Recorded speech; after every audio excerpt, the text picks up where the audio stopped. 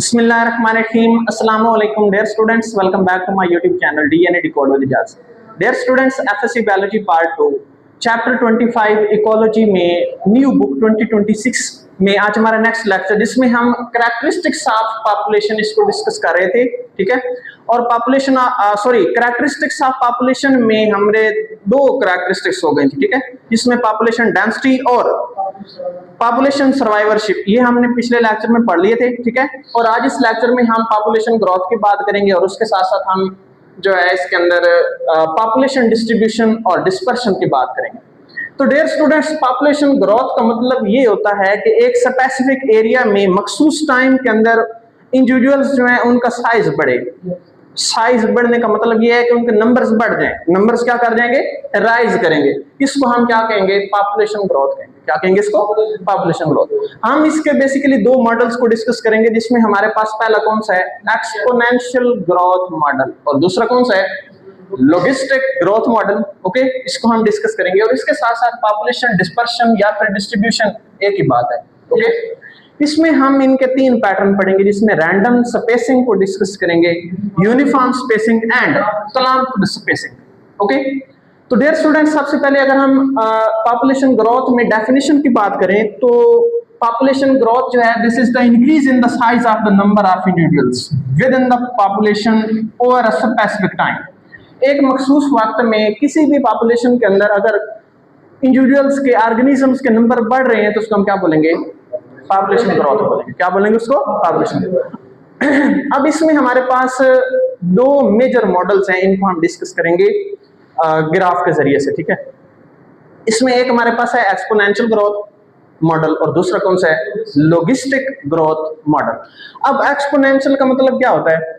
Exponential ज्यादा, maximum rate के साथ जो है वो ग्रोथ होगी ऑर्गेनिज्म से इंडिविजुअल्स की, इसको हम देख लेते हैं।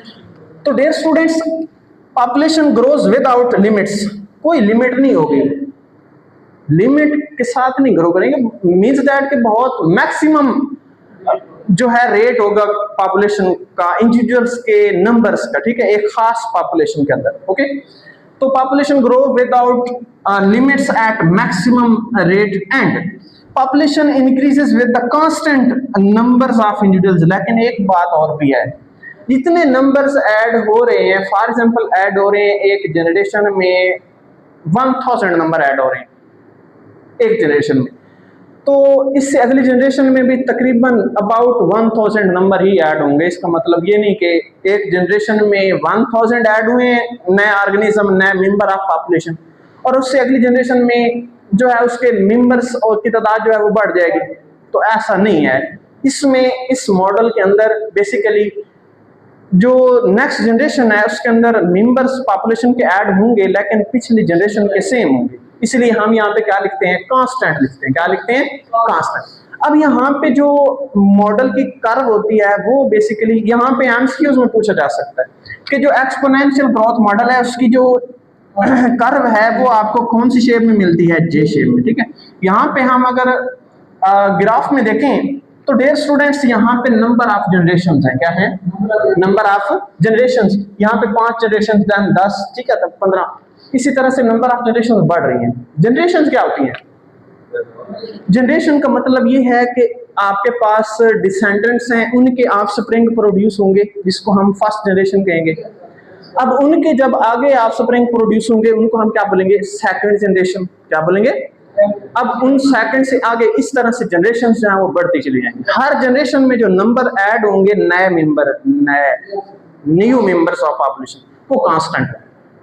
अगर 10 ऐड हो रहे हैं तो अगली जनरेशन में भी 10, देन 10, देन 10, ठीक है।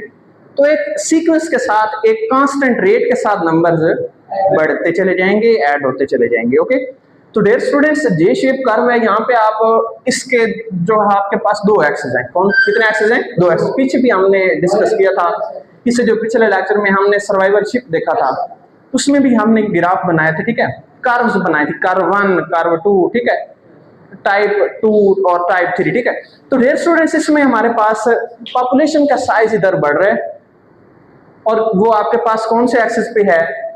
ये वाले एक्सेस पे। इसको हम कौन सा एक्सेस बोलेंगे? कौन सा एक्सेस है? बेसिकली ये एक्स एक्सिस और ये आपके पास कौन सा है, वाई एक्सिस। कौन सा एक्सिस है, वाई एक्सिस। तो डियर स्टूडेंट्स यहाँ पे क्या होगा, यहाँ पे आपके पास जो इसकी कर्व है ये सडन ऊपर की तरफ जा रही है। इसका मतलब ये हो रहा हुआ कि एक यहाँ पे जनरेशन 0 है, देन जनरेशन जैसे ही बढ़ी यहाँ पे आगे की तरफ बढ़ी, देखें इसको नीचे की तरफ करें तो यहाँ तक जनरेशन आपके पास 5 और 10 के दरमियान कितनी आ रही है, तकरीबन 7 या फिर 8 कर लें, ठीक है।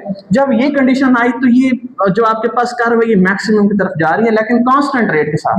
अगर यहाँ पे कांस्टेंट ना होता तो आपको कर्व पता कैसे नजर आती, ऐसी कर्व आपको देखने को मिलती है यहाँ पे इस तरह से। ये आपके पास X axis, Y axis and then यहाँ पे जो आपके पास कर्व है ये आपके पास कुछ इस तरह से नजर आती है, इस तरह से।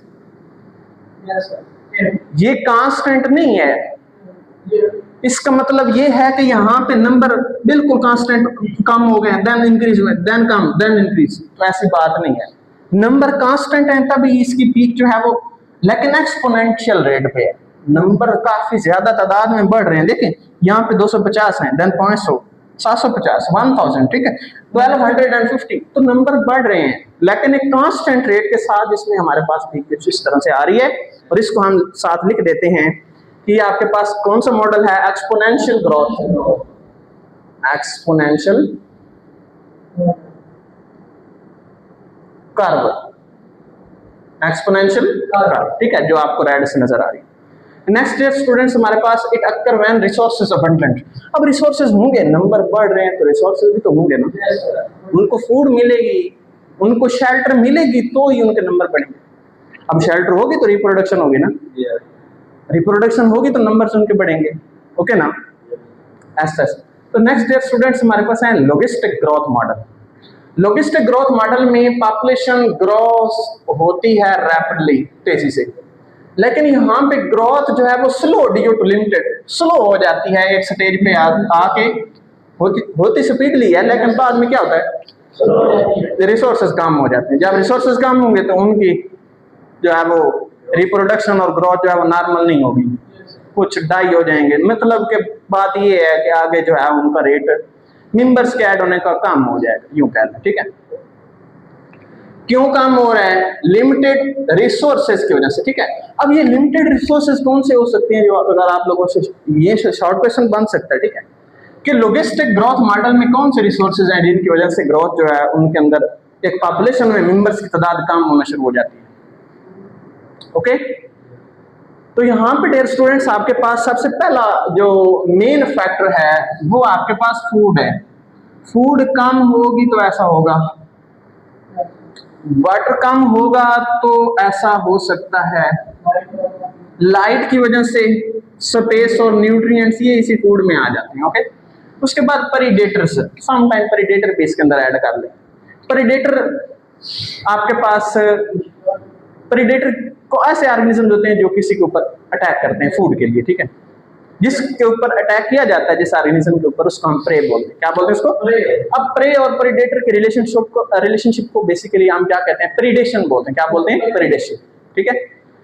तो पॉपुलेशन इवेंचुअली स्टेबलाइज, बाद में स्टेबल हो जाएगी। मतलब कि बात ये है कि कैरिंग कैपेसिटी जब मुकम्मल हो जानी है।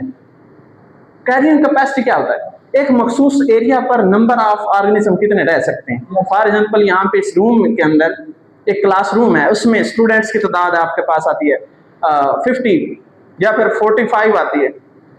तो क्या ऐसा हो सकता है कि बाहर से आप 20 स्टूडेंट्स और लेके इधर बिठा दें? ऐसा पॉसिबल है? नहीं हो सकता, ठीक है ना। कैरिंग कैपेसिटी मुकम्मल हो जाएगी, ओके ना।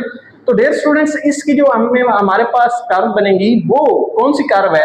एस शेप कर्व बनेगी, एस शेप कर्व। तो डियर स्टूडेंट्स, इसमें लॉजिस्टिक ग्रोथ मॉडल के अंदर अगर हम ग्राफ में कर्व बनाएं तो ये हमारे पास कर्व कुछ एस शेप में बनेगी, इस तरह से, ठीक है, इस ऐसे, ओके। ये आपके पास कौन सी कर्व है? लॉजिस्टिक, या फिर इसको हम क्या बोलेंगे? Logistic growth model, logistic curve. कौन सी कर्व है? Logistic, logistic curve. एंड यहाँ पे जब ये थोड़ा सा ये इस कर्व को देखें तो यहाँ पे बेसिकली नंबर जो है वो पहले की निस्बत यहाँ पे बढ़ रहे थे, यहाँ तक बढ़े, उसके बाद कम हो गए। इट मीन्स दैट कि यहाँ पे रिसोर्सेज कम है, शेल्टर कम है, और मीन्स दैट कि स्पेस कम है। तो यहाँ पे हम लिख सकते हैं कि कैरिंग कैपेसिटी मुकम्मल हो चुकी है। कैरिंग कैपेसिटी, इधर आप लोग इसके साथ लिख दें कैरिंग कैपेसिटी, कैरिंग कैपेसिटी लिख दें बस। कैरिंग कैपेसिटी की वजह से ये ऐसा हो रहा है कि कर्व जो है ये नीचे हो गई है। बेसिकली नंबर जो है वो इंडिविजुअल्स के मेंबर्स जो है पॉपुलेशन में वो कम हो रहे हैं, ठीक है। नेक्स्ट डे स्टूडेंट्स हमारे पास आता है पॉपुलेशन डिस्पर्शन और डिस्ट्रीब्यूशन। अब एक आपके पास पॉपुलेशन है, उसके अंदर मेंबर डिस्ट्रीब्यूट कैसे होंगे, उसके अंदर जो इंडिविजुअल्स रह रहे हैं वो डिस्ट्रीब्यूट कैसे होंगे। तो आपके पास है ना तीन पैटर्न्स हैं। कितने पैटर्न्स हैं? रैंडम स्पेसिंग, यूनिफॉर्म स्पेसिंग और क्लम्प्ड। क्लम्प्ड का मतलब होता है क्लस्टर की शक्ल में ऑर्गेनिज्म जो है एक जगह से दूसरी जगह मूव कर रहे हैं। ओके, सबसे पहले इसकी डेफिनेशन की बात करें तो ये कैसा तरीका है जिसमें इंडिविजुअल्स जो है पॉपुलेशन के वो फैलते हैं, डिस्पर्स होते हैं, डिस्ट्रीब्यूट होते हैं विद इन द पॉपुलेशन, उसी हैबिटेट के अंदर एक जगह से दूसरी जगह जाते हैं। यूं कह लें एक मखसूस हैबिटेट है, वहीं पे एक जगह छोड़ के दूसरी जगह चले जाते हैं। इसको हम क्या कहते हैं? डिस्पर्शन कहते हैं। क्या कहते हैं? डिस्पर्शन। अब इसमें मेन पैटर्न में पहला है रैंडम स्पेसिंग। अब जो इंडिविजुअल्स गए हैं एक जगह से दूसरी जगह वो रैंडमली भी जा सकते हैं। एक मखसूस एरिया है उस जगह का, वहां पे कुछ जो है वो नॉर्थ जाएंगे, नॉर्थ की तरफ, नॉर्थ ये एग्जांपल ले लें, सपोज नॉर्थ साउथ, ठीक है, ईस्ट और वेस्ट। कुछ जो है वो वेस्ट गए हैं, कुछ नॉर्थ गए हैं, बाकी साउथ और ईस्ट नहीं गए। तो ये आपके पास रैंडम डिस्पर्शन है। क्या है? Random dispersion. तो dear students individual randomly distribute होंगे और यहाँ पे individuals do not strongly interact with one another. यहाँ पे अगर एक बात जनरल बात है, अगर वो ऑर्गेनिज्म एक दूसरे के साथ इंटरेक्शन रखते होंगे तो एक अलग होंगे एक दूसरे से? कभी भी नहीं होंगे। जहां जाएंगे इकट्ठे जाएंगे। और ये जो कंबाइन आपके पास पैटर्न है वो हम क्लम्प्ड स्पेसिंग में देखेंगे कि जहां ऑर्गेनिज्म जाएंगे इकट्ठे जाएंगे। यहाँ पे ऐसा नहीं है। ओके, अलग अलग। और यहाँ पे this pattern is not very common in nature. ये कॉमन नहीं है, ठीक है, कम है, रेयर है। ओके, इसके बाद इसमें हमारे पास एग्जांपल की बात करें तो wind dispersion common see example है। ज्यादा विंड के जरिए से जो सीड जो है प्लांट्स के सम टाइम वो उसके साथ डिस्पर्स हो जाते हैं, पता नहीं कहाँ गिरेंगे, इकट्ठे गिर जाएं या फिर कहीं, ठीक है, तो वो सेपरेटली गिरेंगे एक खास किस्म के एनवायरनमेंट का। तो ये आपके पास किसकी एग्जांपल है? Random spacing. किसकी? Random spacing. Next day students हमारे पास आता है यूनिफॉर्म स्पेसिंग। अगर हम यूनिफॉर्म स्पेसिंग की बात करें तो ऑर्गेनिज्म जो है यूनिफॉर्मली डिस्ट्रीब्यूटेड होंगे। एक खास किस्म के एरिया को छोड़ के दूसरे एरिया पर जा रहे हैं, उनके नंबर इक्वल होंगे वहां मुख्तलिफ एरिया पर जहां पे जा रहे हैं। जितने एक जगह पर गए हैं उतने ही ऑर्गेनिज्म दूसरी जगह पर जाएंगे। मींस दैट कि वो कांस्टेंट नंबर के फॉर्म में जो है मूव करेंगे। यूनिफॉर्म, इसको हम क्या बोलेंगे?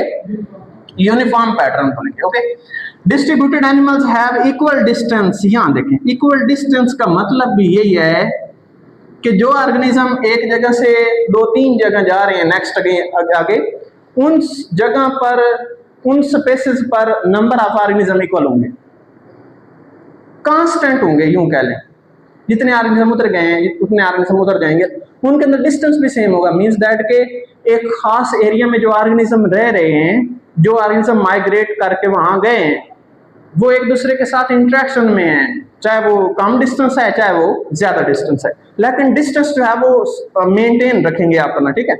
उसके बाद डियर स्टूडेंट्स नेक्स्ट है often results from the competition. यहाँ पे जब ये प्रोसेस हो रहा होता है तो कंपटीशन भी हो सकता है वहां पे। अब ये कंपटीशन जहां पे भी आएगा ऑर्गेनिजम्स के अंदर, वो फूड के ऊपर या फिर शेल्टर के ऊपर आएगा, मेनली रिसोर्सेज भी कह लें, ठीक है। तो यहाँ पे एग्जांपल हमारे पास है plants that inhibit growth of the nearby plants. Common see example है, आपके पास प्लांट्स हैं, साथ वाले प्लांट्स जो हैं उनके साथ कंपटीशन हो रहा है। 2 प्लांट्स हैं साथ साथ, उनके दरमियान कंपटीशन होगा स्पेस का, फूड का, शेल्टर का, ठीक है, ओके ना। अब आप लोगों ने कभी देखा हो एक प्लांट ऊपर है, एक प्लांट नीचे ग्रो कर रहा है, तो एक प्लांट जो बड़ा प्लांट है उसके नीचे जो छोटा प्लांट है उसकी हमेशा कोशिश होगी कि वो किधर मूव करे, toward the sunlight, toward the sunlight move करे। जितना ज्यादा सनलाइट की तरफ मूव करेगा उतनी फोटोसिंथेसिस का रेट उसका बढ़ेगा, जितना फोटोसिंथेसिस का रेट बढ़ेगा उतनी वो एनर्जी बनाएंगे, उतने वो जो है वो उनके अंदर न्यूट्रिएंट्स और फूड बनेंगे। ओके ना। तो ये एक खास किस्म के कंपटीशन है जो किसके अगेंस्ट हो रहा है, लाइट के against, with respect to light. Okay ना, आप लोगों ने कभी एक्सपीरियंस किया हो, ठीक है। हमेशा प्लांट्स किधर मूव करते हैं, टुवर्ड द सनलाइट। और ये मूवमेंट जो है प्लांट की, इसको हम क्या बोलते हैं, फोटोटैक्टिक मूवमेंट। पॉजिटिव भी होती है, नेगेटिव भी होती है। अगर सनलाइट से प्लांट्स दूर जा रहे हैं तो उसको हम नेगेटिव कहेंगे, अगर टुवर्ड द सनलाइट जा रहे हैं तो उसको हम पॉजिटिव कहेंगे, ठीक है ना। नेक्स्ट देखिए, नेक्स्ट स्टूडेंट्स हमारे पास है क्लम्प्ड स्पेसिंग। क्लम्प्ड में एनिमल्स और इंडिविजुअल्स में क्लस्टर के फॉर्म में, ग्रुप्स के फॉर्म में मूव करेंगे। और किसकी वजह से, कॉमन इन नेचर, क्योंकि रिसोर्सेज अनइवनली डिस्ट्रीब्यूटेड होंगे।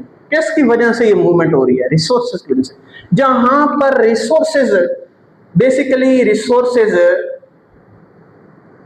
जहां पे रिसोर्सेज कम हैं वहां से ऑर्गेनिज्म किधर मूव करेंगे, जहां पे रिसोर्सेज ज्यादा होंगे उधर मूव करेंगे, ठीक है। तो ये जो मूवमेंट हो रही है क्लम्प्ड स्पेसिंग के फॉर्म में हो रही है। एक ग्रुप जो है ऑर्गेनिज्म का, एनिमल्स का, प्लांट्स का, माइक्रो ऑर्गेनिज्म का, वो किधर जाएगा, उस हैबिटेट की तरफ जाएगा जहां पे रिसोर्सेज ज्यादा हो। ओके, तो इसको हम क्लम्प्ड कहते हैं, क्लम्प्ड स्पेसिंग। और animals that live in the groups, जो ग्रुप्स में रहेंगे वो इकट्ठा जाएंगे, जहां जाएंगे इकट्ठा जाएंगे। ओके ना। तो डियर स्टूडेंट्स, आज के इस वीडियो लेक्चर में जिसमें हमने कैरेक्टरिस्टिक्स ऑफ पॉपुलेशन में पॉपुलेशन ग्रोथ और नेक्स्ट पॉपुलेशन डिस्पर्शन को डिस्कस किया। तो डियर स्टूडेंट्स, आज का लेक्चर हमारा कंप्लीट हुआ। Like, subscribe and share my YouTube channel. See you in next lecture. Thanks and अल्लाह हाफिज।